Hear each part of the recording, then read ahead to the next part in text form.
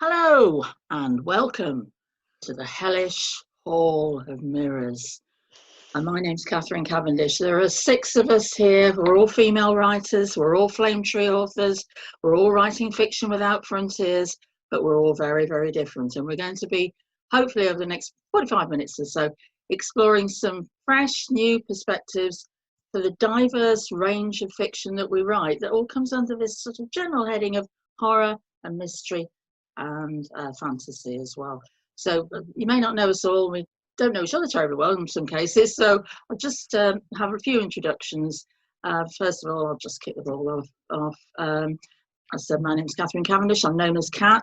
The sort of horror I write is the sort of supernatural, gothic, ghostly, haunted house, witchy type of stuff, where you have things moving in shadows, phantoms appearing, and the mind is a strange and scary place to be. But then she probably gathered I'm British, so that probably explains quite a lot. Violet. Violet. Yep, right here. Hello. Would you like to introduce yourself to us? Absolutely. My name is Violet. I write under V. Castro. I'm a Mexican-American woman originally from Texas, and I actually live in London. At the moment, I'm in the Isle of Wight, so very spooky, very Catherine Cavendish. Yeah, I write what I'd like to say is Latinx horror. So all of my leads are Chicana or Latina. Just because we have a very rich culture, and I want to show that, and we've got a lot of tales and interesting experiences, so that's me. And with Flame Tree Press, my book is Queen of the Cicadas, which will come out June of next year. Fabulous, thank you. JH, tell us about yourself. Oh, no pressure at all.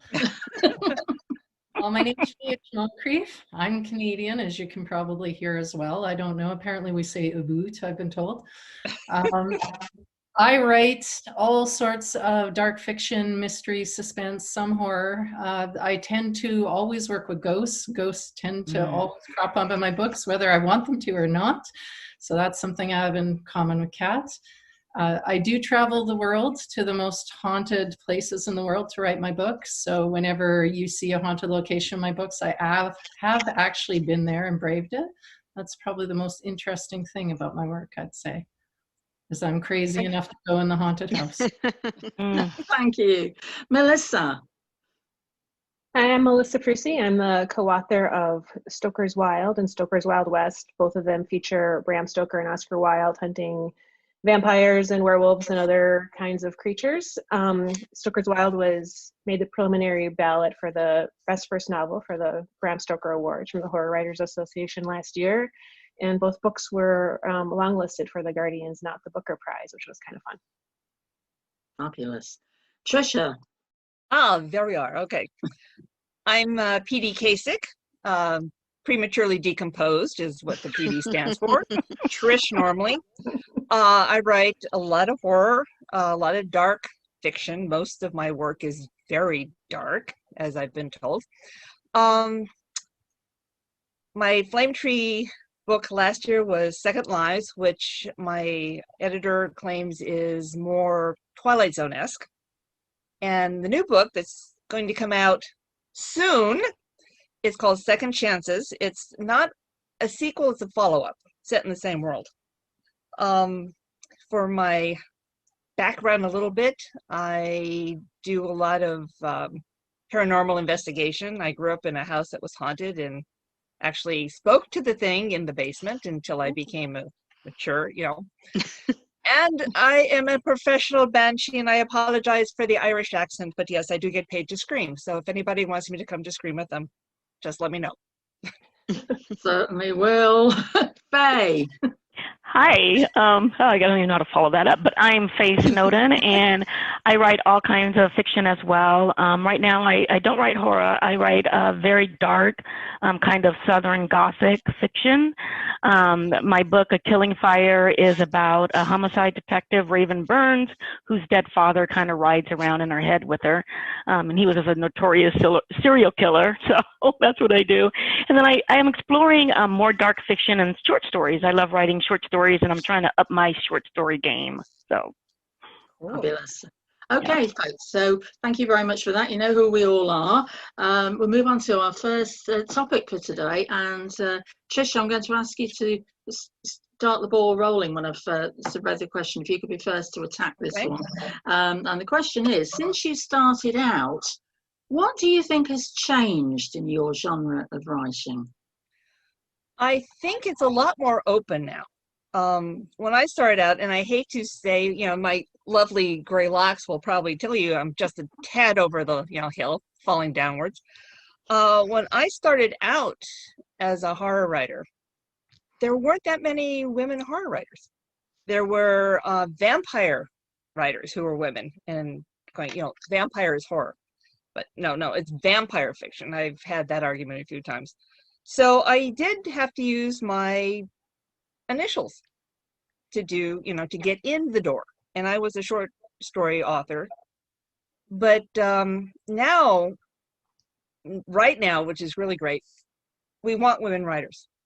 We want to see women writers. Now, you don't have to write as a woman. I've had editors come to me and say, but you're a woman, how could you write like a man? Because we're writers. We can write as a man, we can write as a dog, we can write as a monster. We are writers, we become that character. But right now, I think it is much more open to women writers. I think the field is wide. So yes, we can have the Chicana, which, you know, I grew up in LA, like 28 blocks away from Elvira Street. And I know some of the, you know, La Lloronas, and yes, scared the crap out of me when I was little, because we had my Gonzaleses were my neighbors, and oh gosh, yeah. I don't feel I can write something like that, but I want to read something like that because that's not my culture. But it's open and it's freer, I think. Next. Thank you. JH, over to you. Is that me? Oh, yes, that's you. Oh, okay. I started off writing like romantic suspense and all that in 99 and the first half of 2000. And it was pretty, you know, I got published pretty quickly. I was lucky. And then when I jumped back into writing about, I want to say 3 years ago, I found out how hard it is. So I do agree with PD. It's kind of easier. The field is wide open. But with the big 5 publishers, not so much. So they still want their type of fiction and not very diverse. But I think the opportunities that we have with the smaller publishers and independent publishing, I think that we're going to blow the gates off of the castle. So I would hope people keep doing that. Yeah, that's fabulous. Thank you. Now, JH. I don't know how JH and Faye sounded the same. I really don't. Yeah, it does. Yeah. How have things changed? Well, I know my perceptions of it changed because when I started out in horror, I thought that this whole thing that women weren't accepted and women weren't appreciated. I thought I kind of blamed it on us in a way. I thought, well, maybe women aren't writing the right stuff, or maybe we're not marketing ourselves aggressively enough, or maybe we're not assertive enough. But I soon realized that even male friends of mine in the genre who are very good friends, very nice people, very inclusive people, when it came time to name like the top 10 horror writers or the #1 horror writer or nominate someone for Stoker, they always pick dudes. Every single time, even if they were a very close friend of mine, a close friend of Kat's, and I don't think it was deliberate. I just think that we weren't top of mind for whatever reason. You know, Women in Horror Month is great, but it's like after February is over, you know, who talks about us? So That is one thing.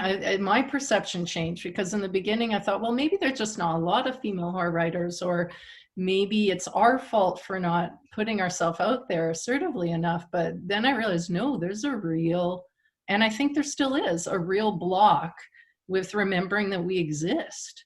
And I'm hoping, I think with what Faye brought up with traditional publishing, I think for the most part that's horror in general.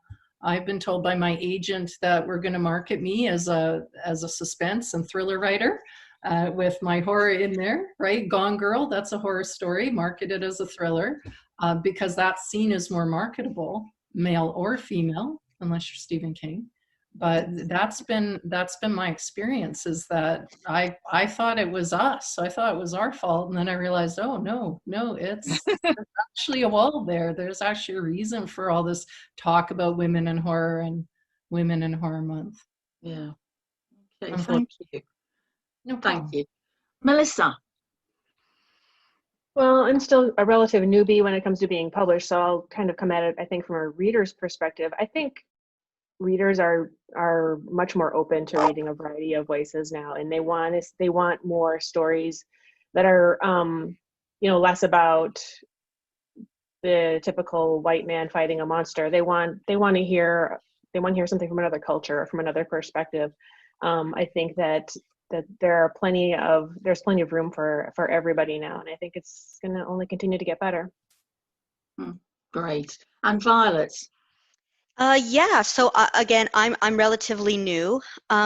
So when I started around 4 years ago, there were plenty of women, but as far as seeing women of color represented, and very little, whether character-wise or the writers themselves, and trying to find a Latina, a Chicana, Mexican-American, even smaller.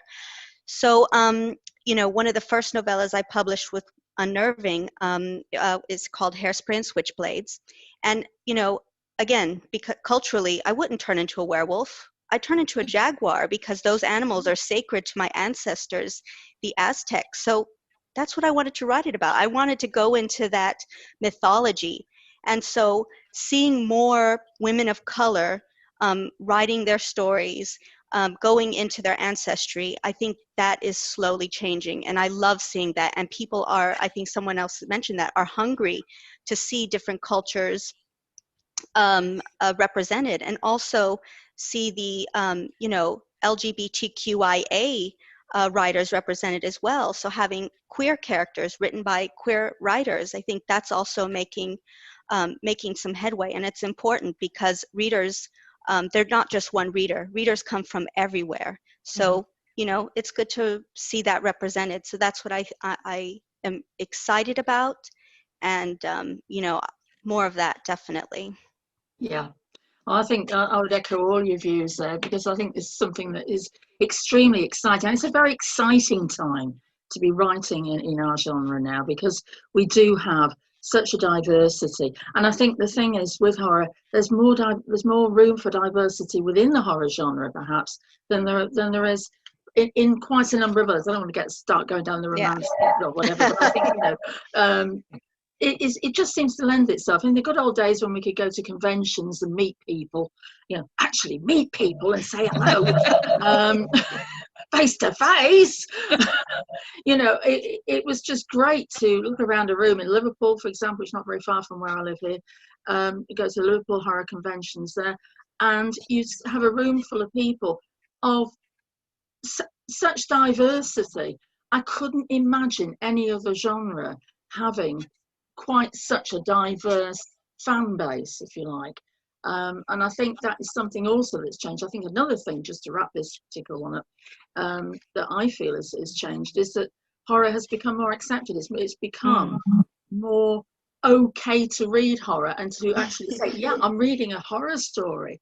In the 80s, it would have been assumed that if you're doing that, you were worshipping Satan and eating babies. I mean, I think we've grown up a lot. I think that's what it is. We've grown up a lot. Right, it's an exciting time to be around. Okay, let's move on now. I'm going to offer this one first to Violet, if you ready yourself for this one.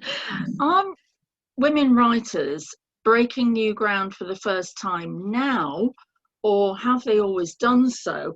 And in what ways do you think women writers are breaking new ground now? To put the emphasis on that. I touched on it before. We're seeing more women of color breaking into genre, into fantasy, into science fiction, into horror, into splatterpunk, into all of these subgenres.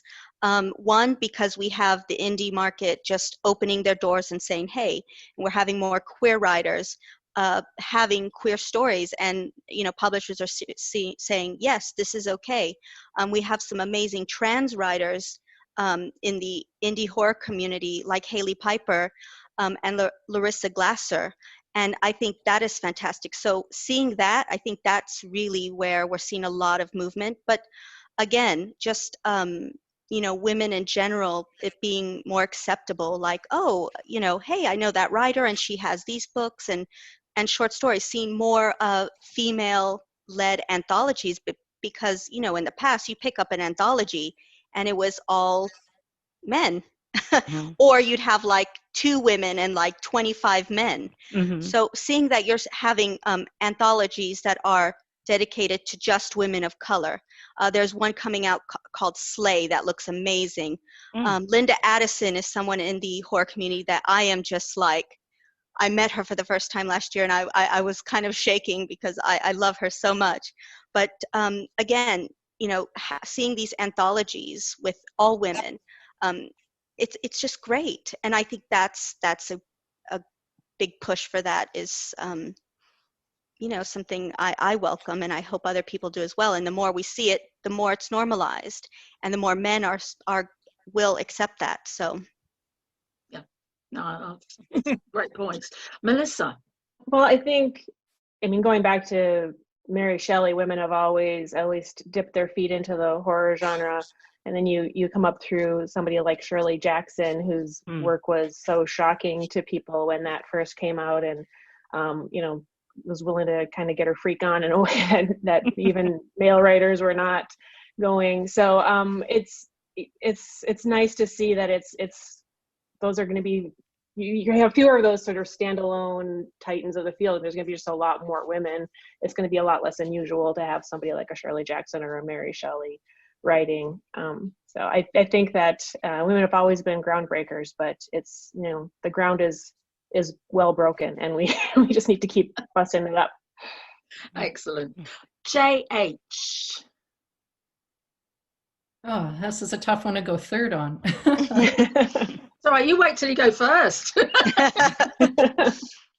Mary Shelley, which Melissa mentioned, she was credited with genre. I don't know if that's true or not. I think ghost stories have been around for pretty much ever, but she was credited with inventing the genre of the sci-fi / horror kind of meld. So how's that for groundbreaking, right?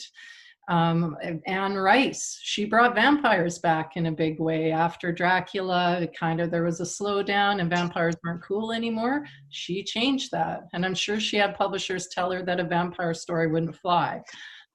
So I think, like Melissa was saying, I agree that we have broken ground plenty. What needs to happen now is that when people think of female horror writers, they think of us, or they think of our contemporaries. They don't go Mary Shelley, Shirley Jackson, Anne Rice, which are the same people. If you ask, especially, I hate to pick on the dudes, but you ask a dude, oh, what about the females in that genre? Mary Shelley, Shirley Jackson. Come on! Someone who's still alive, for starters. Except for Anne Rice, but one who's still alive and is still writing would help. So yeah, I think that's where we need to go now, is bringing up the prominence of the current female horror writers. Yeah, very, very good point. Faye? Yeah, I just want to kind of ditto what Violet was saying about anthologies of the past. And there was one I'm reading right now. It's awesome anthology by Robert Silverberg, The Best Fantasy from 1980 to 1989. And literally, I think it's like 25 dudes, JH, and only like 3 women in that whole anthology. So I hear that. But I also think that we get this thing where we talk about light, right? So we talk about the light of Shirley Jackson and the light of Shelley. And then, no, is it the Frankenstein writer that for some reason slipped in my mind?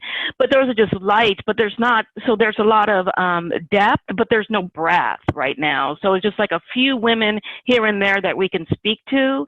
But I think what's changing right now is that we are not only breaking ground as women writers of all genres, we're not being quiet anymore.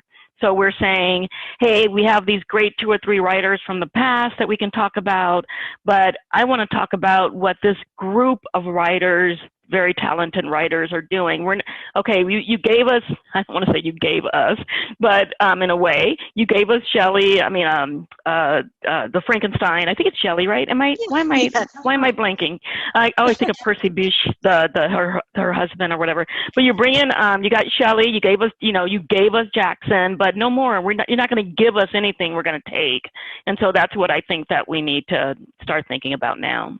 Right. Okay. Yeah. And Trish. Okay. Yeah, last one. Okay. Good Lord. We break ground every time we sit at our computer. We write. We write as women. We write as whatever our character is. When I said about the editor saying, but you're a woman, it was for the Hotter Blood series, if we remember all that way back when.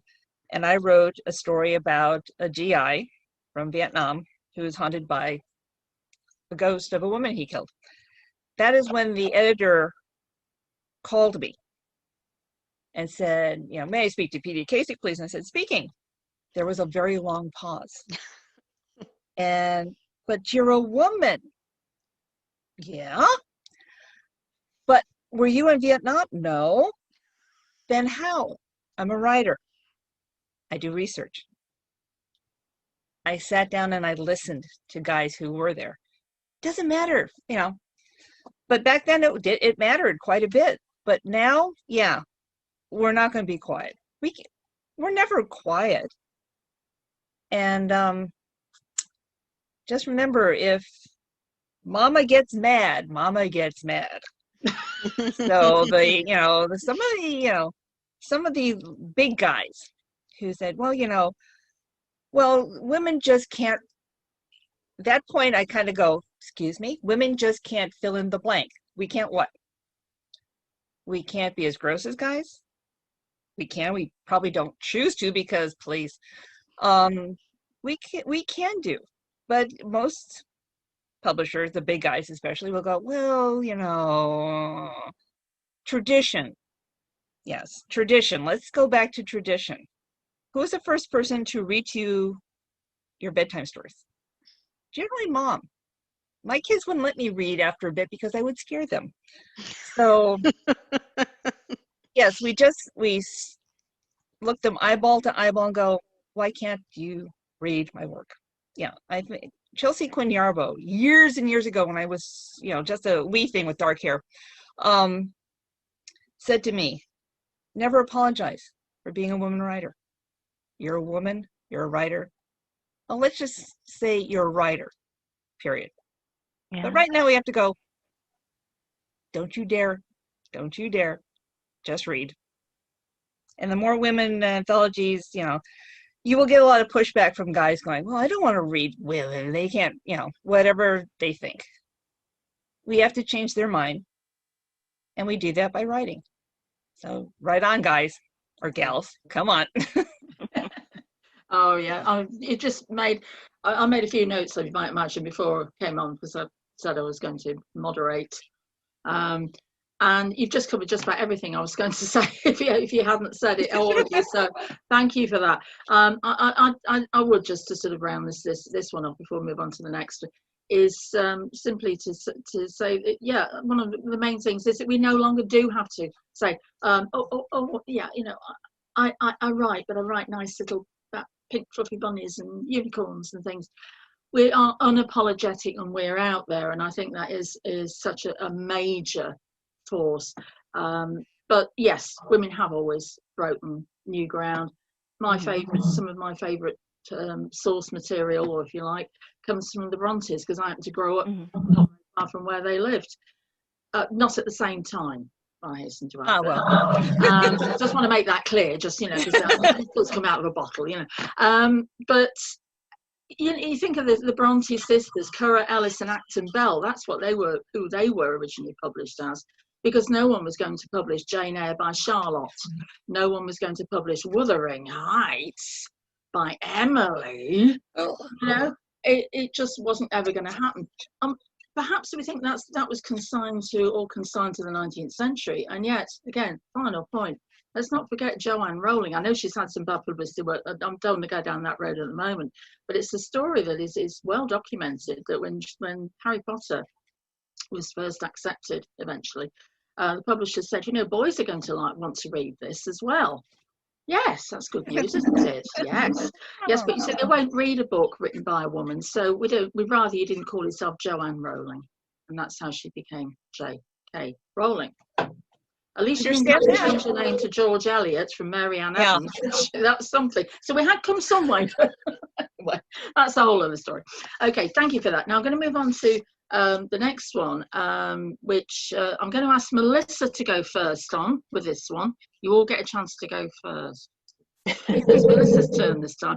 What subjects are you particularly excited to explore in your future writing? Wow. Well, I'm currently working on the third book in the Stokers Wild series, and that is dealing with spiritualism, the big spiritualism fad in Victorian England. And I love a good ghost story. So I am really excited to be writing in that kind of subject. After that, thinking it might be time to leave Bram and Oscar to rest for a while, and possibly deal with something. I grew up in northern Michigan, which is big mining country, and I think there might be some monsters in the iron mines that need to be talked about. So I think that's what I'm going to focus on after that. That's fabulous. Oh, I look forward to that. Right, Faye. I am still working on my Raven Burns series, so it's more a psychological suspense, and it's very spooky, though, I promise. But what I want to work on is, and again, going back to what Violet said, it really resonated with me, is stories about the culture and you know, my ancestors as well, and also a reckoning that I think that the country hasn't come to yet. I know that's like serious. I mean, we're talking, but you know, horror fiction is very serious. And then some of the things that you can explore is, which I love it so much, and that's what you guys you've impressed me a lot. But I really want to explore kind of, you know, what evil is and how we can defeat evil, especially in the South. Like I write, my fictional town is set in Louisiana, called Bird's Landing, and Caddo Parish is where I grew up, and that section of the country has the most lynchings than any other section in even Florida. Even Florida, and if you're doing better than Florida, you know, or worse than Florida. So I want to explore that a little bit and talk about, you know, how that's kind of baked into the soil, because I'm a Faulkner head too. But so how is that kind of baked in, and what does that do to people, and how would that manifest itself, and as a monster? So I'm kind of wanting to explore that a little more. So it's a dream. I could dream, right? There is why you shouldn't fulfill it. Yeah. Okay, Violet.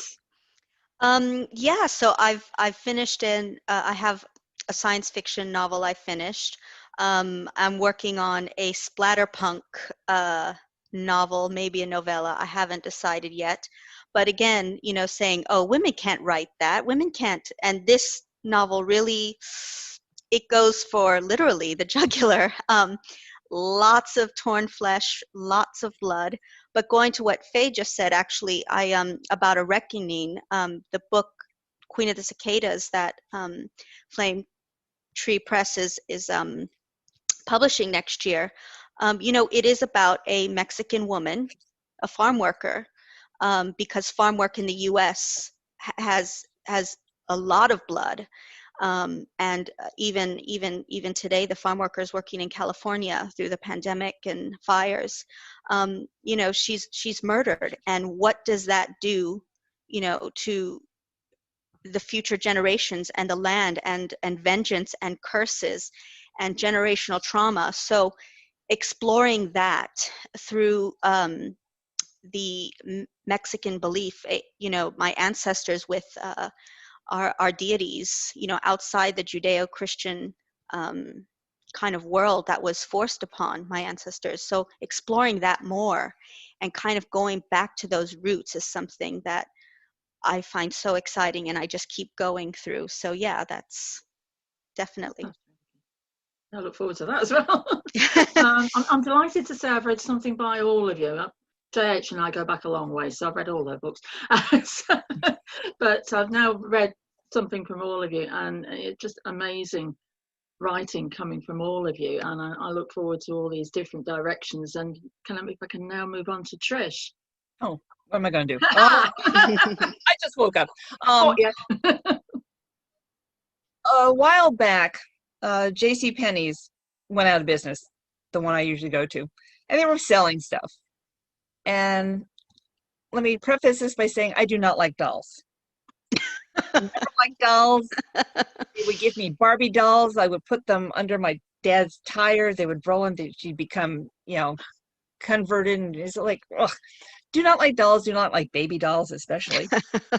Not happy about mannequins. So when the JCPenney's went out of business, I was there, you know, as I call it, vulching, looking for something.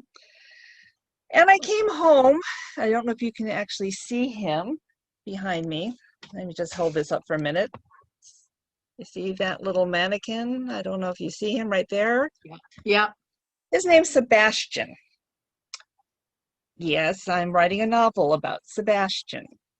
He lives in my office. People come in and, or, you know, the reaction I get is like, oh my God. You know, so yes, I'm writing about him. He's the main character, as you know. I'm facing my fears with this one. But the thing I'm always more interested in, and I have been since I was a little girl, was what happens next. When my grandmother would read me a story. Now, my grandmother, again, she was Russian. She would read me stories, and I pronounce words funny because she was funny. Yeah. She would say, and then they lived happily ever after. And I'd say, but then what? Because nothing ever happens. And after the 17th or 17th billionth time I said this, she'd go to sleep or Baba Yaga will eat your face. This is why I write horror. Also, this is why Second Lives and Second Chances basically started an ending. So I like to find out what happens. Besides the Sebastian novel, I have a couple others in mind, but it's always what happens after the monster or the ending that fascinates me. Oh, that's fabulous. Yeah.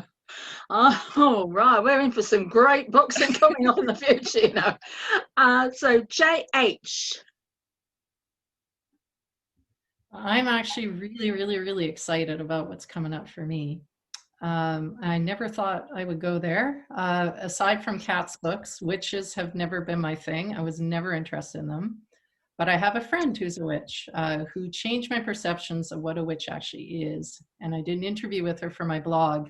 And that interview kicked off all this stuff. I got so excited about modern day witches and what they're actually about, and what they actually do, and what they always did. They were keepers of knowledge. They were healers. They were midwives in some case. And this whole idea of them being evil was put upon them by the church or just the patriarchy in general that didn't like the idea that women had so much power. So when I was doing this interview with her, I expected this really light, fluffy, you know, oh, I'm a witch and here's my spells. And instead it was this really sad story about, you know, everything women have lost and all the power and knowledge we lost that was taken from us. So I'm really excited to write a series about real witches, modern day witches, and what they actually do. Of course, this could be embellished a little bit, right? It has to be embellished a little bit, but they're not going to be evil. They're not going to be dark. You know, what she has to fight against is evil and dark, but I want to actually explore what it means to be a witch for real. And I'm really excited about that. I found the research super interesting. Yeah, I think research is probably one of the most fascinating things we ever do as writers. Personally, it's a bit I really love to do. From my perspective, I've been writing a lot about books set in the past anyway, and having time slips between the past and the present. I'll carry on doing that. I've got a couple I'm working on at the moment. But what I think I'm looking for in the future is to go back, as a number of you have said, and J.H., you just said that, going back to folklore, going back to some of the myths and legends. And, you know, I think just about all of you have actually referenced this one way or another.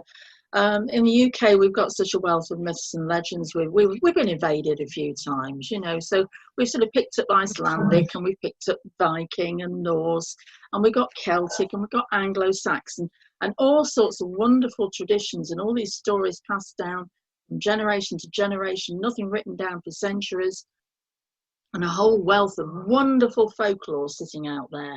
And I keep dipping into it, but I think I want to, in the future, I want to go in there much more depth and get the story set in some distant, strange past, where something ancient and evil, even more ancient than whatever, occurs. And anyway, we'll see where that goes. So I'm looking forward to the research on that one. Right, the next person who's going to be first on this one is going to be Faye. Faye, what do you think we need more of in our chosen genres, and how can we attract more people to read the book rather than simply wait for the movie? It's got to be diversity.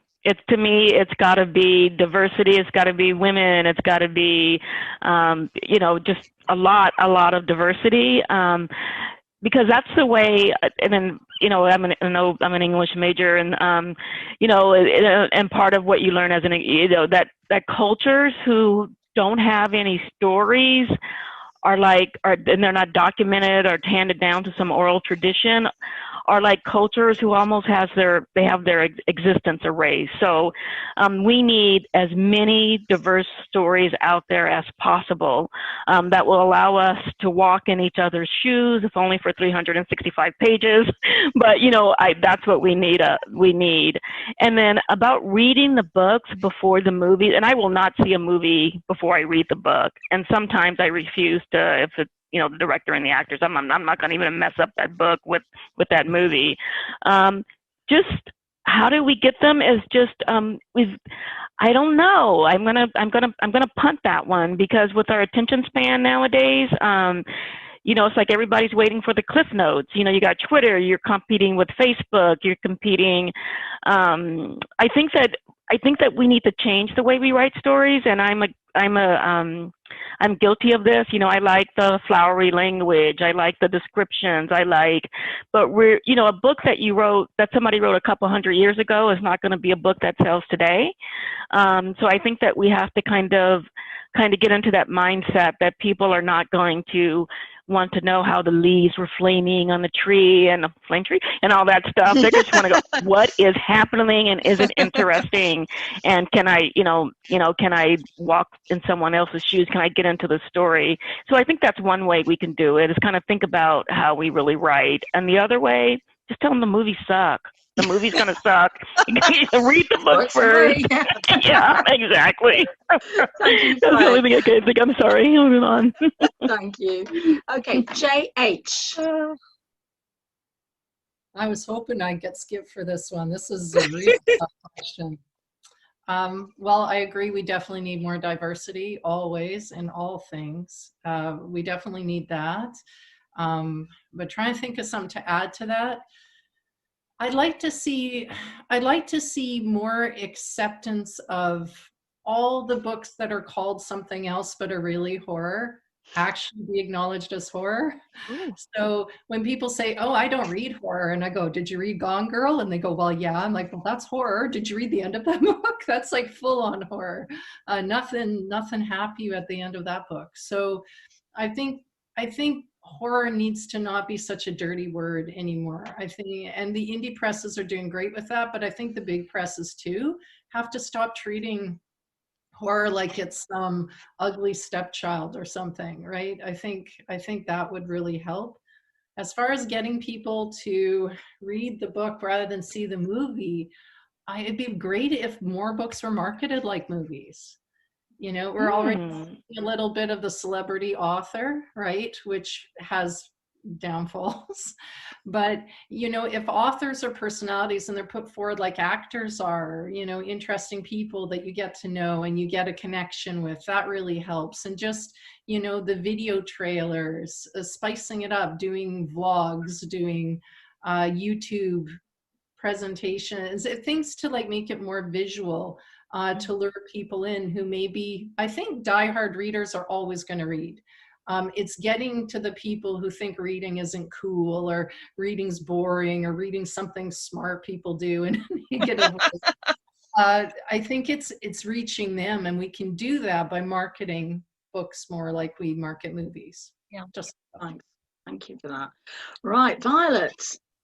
Yeah, I mean, again, you know, I spoke about it before, and Faye, you know, was first and she said it, absolutely diversity, because think about it, wider doors, wider audience. You know, you as a woman of color, as a Latina, I can't tell you how tired I became just seeing the same men constantly getting their books out there, the same stories being recycled, and not only the same stories, but sometimes they're really mediocre. And you think, okay, I'm just going to put that down and I'm going to step away. So you want wider audience? Open those doors. Get those women writing. Push their books. Put them out there. Events like this. Again, to kind of jump off what J.H. said, you know, give women the spotlight. But also, when you're marketing, don't discount certain demographics. Don't say they're not readers, so we're not going to market to that group of people. They don't really read.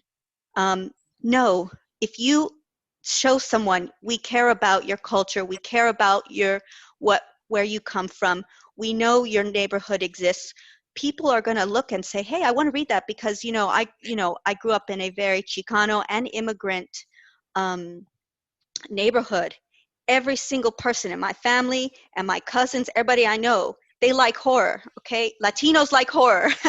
And, you know, we grew up with it. And so, but we're not marketed. We really aren't touched. And so you are discounting, I think there's 60 million Latinos in the US. And that's just, you know, a rough count.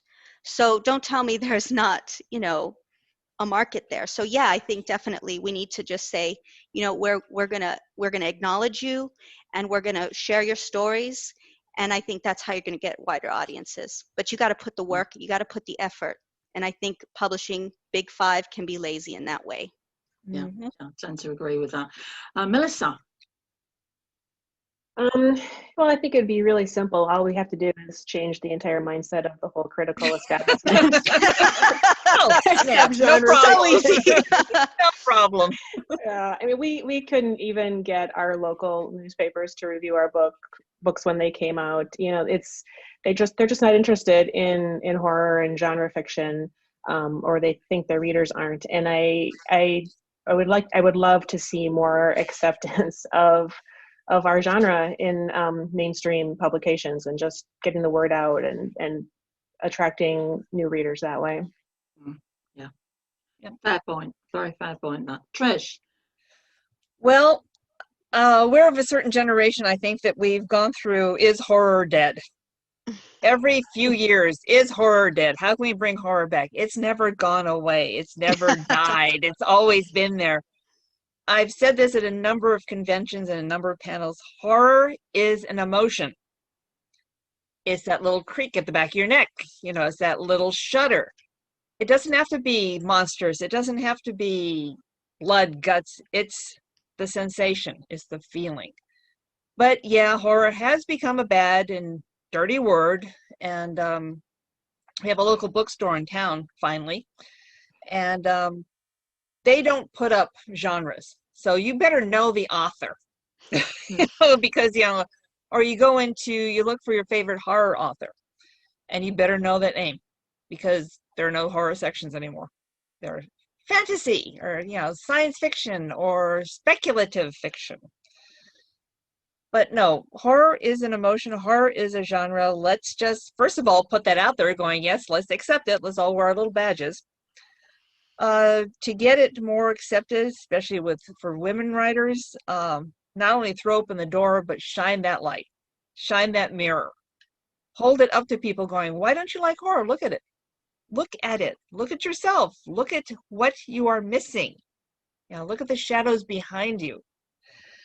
And I think we will have to do the video clips of how to get the book out there. Oh, look, don't you want to read this book? Because, millennials or whatever, Gen Xers or whatever, it's visual. And while we create the worlds, the reader gives them life. We can describe something, but they're going to see it. So maybe we have to do just little visual clips about the book to get people to go, oh, that's interesting. Yeah, it's a woman writer, but oh, that's interesting cover. Oh, maybe that'll work. Change the mindset. Yeah, that'll be easy, Get the witchy. I need a spell. Let's just do the spells. Change the mindset. But one thing, women we're strong. And we can be knocked down, and we can be told no a million times, and we'll go, yeah, I don't think so. We're going to stand up. We're going to face you eyeball to eyeball. And, fortunately, we have a whole new generation of younger writers. And if, I, at one point, will probably have to beat people with my walker, but, we're going to still stand and do it. Just some fabulous points there. Do you see horror as purely entertainment? Should we be just simply entertained as escapism, or do we have a moral duty to also address ourselves to current events like environmental issues and so forth in our writing? So JH. I think the horror genre has always been the one that asks the tough questions. It's always been the moral voice. It's always been the conscience. It's always been the what if we keep going on this path, this is where we're going to end up. And I think it's so important that it continues to have that role. Entertainment is good, but at the end of a horror book, people should go, oh, thank God that didn't happen. How can we avoid that from happening in real life? I think that's a really important role that horror has always had and will continue to have. Very, very good point. Trish? Yes. How's that for a short answer? No, really, we do. And just, we will do the COVID, I'm sure, but just remember it's going to take a few years to get it done. So when you're writing about the pandemic, say 2 years ago, but yes, do not hold back. Don't moralize. Let them moralize. Just give them the facts, ma'ams, just the facts. Right, thank you for that. Very good point as well. Violet? Yeah, I think we should just, if we see a story in our minds, whatever it is, just write it. Just follow your heart, what the story is saying, and do it. Just write it down. So it can be what you want it to be. And that's what's so beautiful about horror, is it can be many things. Yeah, absolutely. Thank you. Faye? And PD said it, that once you write the story and give it to the reader brings it alive. It's not even yours anymore. So whatever you're going to write it down, right? And then you're going to get somebody they're going to look at it critically, they interpret it, and then that's when all the meaning starts coming out. So yeah, I think that it's not just entertainment. It's entertainment first, but then after that, it's anybody's guess. Right, so based on the story. Yeah. Thank you. Melissa?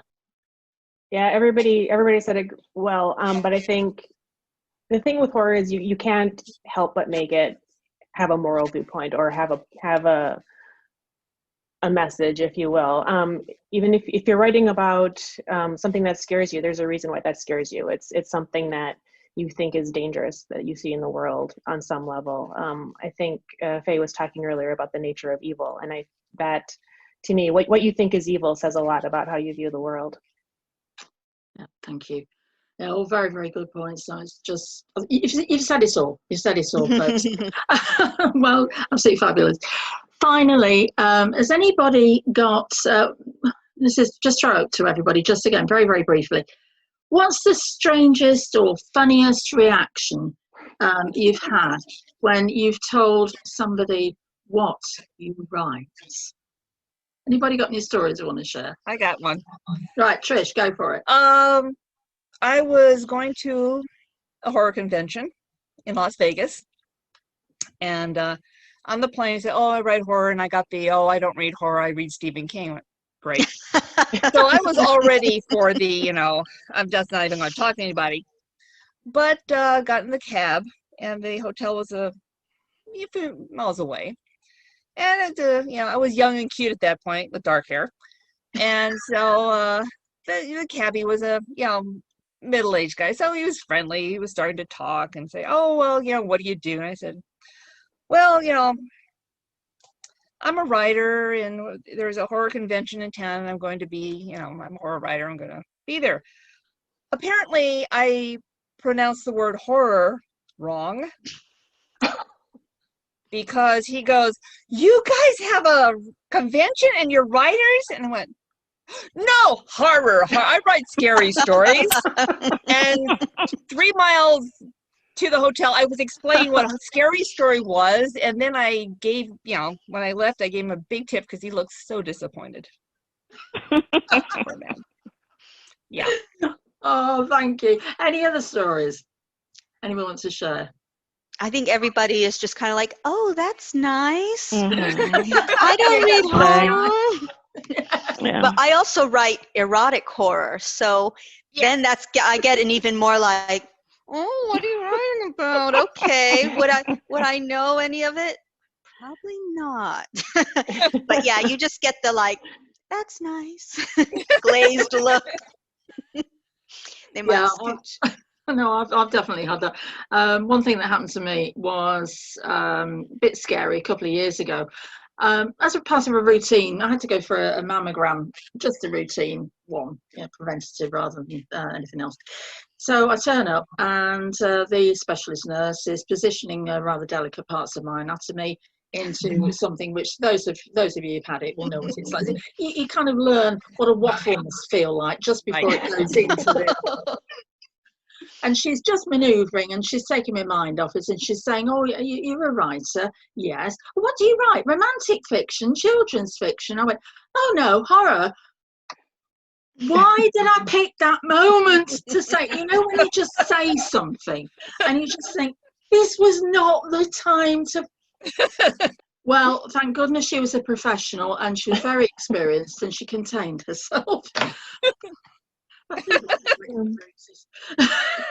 Well, thank you all for being here, and thank you to everybody that's turned up to watch us, listen to us. Oh, it's wonderful. Fantastic. Possibly buy our books. Yes. Hey, read. Just read. Read your books. Yes. Oh, the scary Promote horror. story. Promote women in horror. Yeah. Thank you so much. So thank you all very, very much for coming. Thank you. It was wonderful. Take Thank care. you guys. Nice Goodbye. meeting you. Stay safe, everyone. Bye. Yes, please.